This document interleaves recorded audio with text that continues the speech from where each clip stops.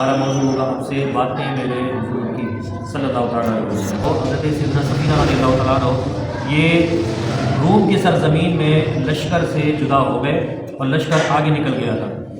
جب لشکر آگے نکل گیا اور یہ لشکر سے جدا ہو گئے تو ان کا گزر جنگل سے ہوا اور جنگل سے شیر آیا، شیر نکل آیا۔ جب شیر آیا تو آپ بے خوف و خطر وہیں کھڑے رہے اور شیر سے مخاطب ہو کر یوں ارشاد فرمایا انا مولا رسول اللہ صلی اللہ علیہ وسلم، اے شیر میں حضور صلی اللہ تعالیٰ علیہ وسلم کا غلام ہوں۔ یہ شیر نے سنا اور دودھ دلاتا ہوا آپ کے ساتھ آیا، رہنمائی کی، جنگل سے باہر کیا، لشکر تک پہنچایا، پھر لشکر تک پہنچا کر واپس جنگل میں غائب ہو گیا۔ سبحان اللہ۔ یہ کیسے آقاؤں کا بندہ ہوں رضا بول والے میری سرکاروں کے۔